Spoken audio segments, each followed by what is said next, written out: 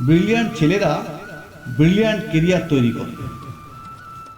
তারা প্রথমে গাঁয়ে মফস্বলে হরিপ্রসন্ন স্কুলে গেঁয়ো বন্ধুদের সঙ্গে লেখাপড়া শেখে। তারপর ব্রিলিয়ান্ট রেজাল্ট করে সবাইকে চমকে দেয়। তারপর তারা উচ্চতর শিক্ষার জন্য চলে যায় ব্যাঙ্গালোর কিংবা দিল্লি কিংবা পুনে। সেখানে গিয়ে তারা বড় বড় নম্বর পায়, পজিশন পায়। তারপর সেই নম্বর প্লেট গলায় ঝুলিয়ে তারা মস্ত মস্ত কোম্পানিতে ভালো ভালো চাকরি পায়, প্রচুর স্যালারি, দামি ফ্ল্যাট, দামি গাড়ি।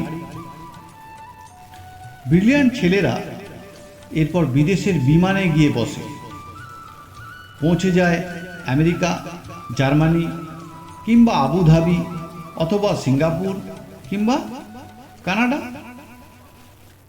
ব্রিলিয়ান্ট ছেলেদের ওইসব দেশ টপাটপ কিনে নেয়। ওইসব ব্রিলিয়ান্ট দেশ আমাদের ব্রিলিয়ান্টদের জন্য বিলাসবহুল বাড়ি, গাড়ি আর প্রচুর ডলারের ব্যবস্থা করে দেয়। সেখানে আমাদের ব্রিলিয়ান্টরা সুখেই থাকে। সুখে থাকতে থাকতে আমাদের ব্রিলিয়ান্ট ছেলেরা তাদের দেশ, গাঁয়ের কথা, হরিপ্রসন্ন স্কুলের কথা, গাঁয়ের বন্ধুদের কথা ক্রমে ক্রমে ভুলে যেতে থাকে। ভাঙা বাড়িতে পড়ে থাকা কেরানি বাপ কিংবা অসুস্থ মায়ের কথা ভুলে যেতে থাকে। মনে রাখতে পারে না খুড়তুতো, জ্যাঠতুতো সব অসফল ভাই বোনেদের কথা। ব্রিলিয়ান্ট জগতে ইমোশন নেই, প্রমোশন আছে। ব্রিলিয়ান্টদের অতীত নেই, কেবল ভবিষ্যৎ, কেবল ফিউচার। ছোট চেয়ার থেকে বড় চেয়ার, নন এসি থেকে এসি।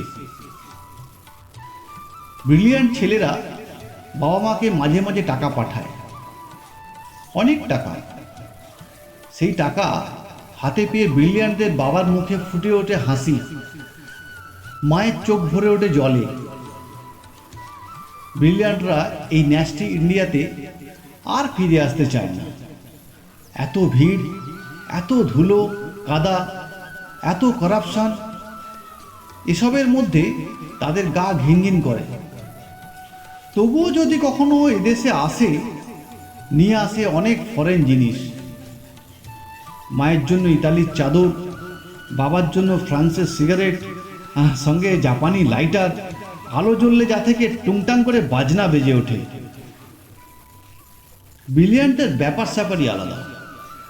ব্রিলিয়ান্টদের ব্রিলিয়ান্ট বানিয়ে তুলতে কেরানি বাবা কতদিন যে কর্মক্লান্ত দুপুরে টিফিনে একটা চাঁপা কলা কিংবা 1 টাকার শুকনো মুড়িতে পেট ভরিয়েছেন। কতকাল যে মা কোনো নতুন শাড়ি কেনাকে বিলাসিতা মনে করে ছেঁড়া শাড়িতে দিন কাটিয়েছেন, এইসব তথ্য ব্রিলিয়ান্টদের ল্যাপটপে থাকে না।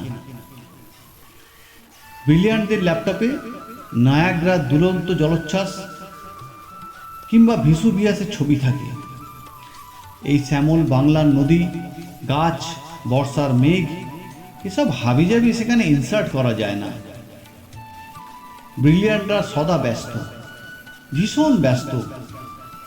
তারা গান শোনে না, তারা গল্প কিংবা কবিতা পড়ে সময় নষ্ট করে না, তারা আকাশ দেখে না, বৃষ্টিতে তাদের মন খারাপ হয় না।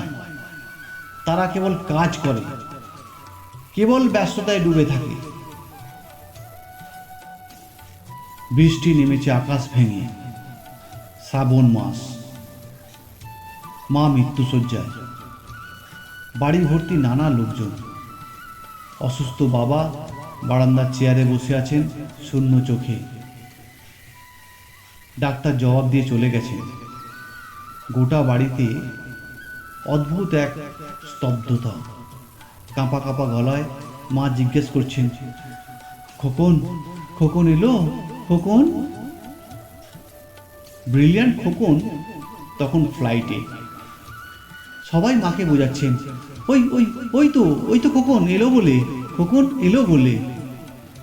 কিন্তু সেই ফ্লাইট চলে যাচ্ছে কানাডায়। কানাডায় কোম্পানির নতুন শাখার উদ্বোধন। খোকন যাচ্ছে আরও বড় দায়িত্ব নিয়ে, আরও বেশি ডলার। এখানে এই পোড়া দেশে ব্রিলিয়ান্ট খোকনের মা ছেলের মুখ না দেখেই শেষবারের মতো চোখ বুঝলেন। আমরা এখন ঘরে ঘরে সবাই এমন ব্রিলিয়ান্ট করে তুলতেই ব্যস্ত সকলে।